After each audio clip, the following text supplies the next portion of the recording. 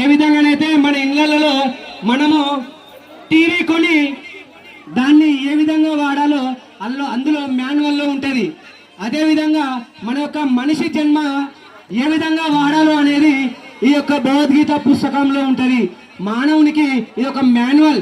ఈ మాన్యువల్ని చూస్తే మనం ఏ విధంగా నడుచుకోవాలి, ఏ విధంగా నడుచుకోవద్దు, ఏది ధర్మము ఏది అధర్మము, మనం ఎందుకు పాటించాలి, ఎవరి కోసం పాటించాలి, ఎందుకోసం పాటించాలి అని క్లుప్తంగా ఉన్నదండి. ఈ భగవద్గీతలో క్లుప్తంగా ఉన్నది. దీన్ని ప్రతి ఒక్కరూ తీసుకోవాలి, తమ తమ ఇళ్లకు తీసుకొని వెళ్ళి దీని గురించి తెలుసుకోవాలని మరొకసారి మనవి చేసుకుంటున్నాను.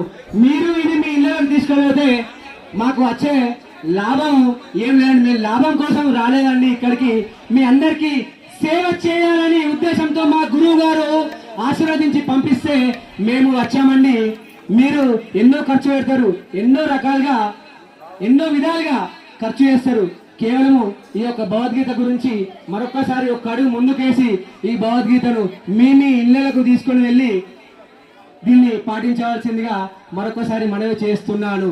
హరే కృష్ణ హరే కృష్ణ కృష్ణ కృష్ణ హరే హరే, హరే రామ హరే రామ రామ రామ హరే హరే, హరే కృష్ణ కృష్ణ కృష్ణ హరే హరే, హరే రామ రామ రామ హరే హరే, హరే కృష్ణ కృష్ణ కృష్ణ కృష్ణ హరే హరే, హరే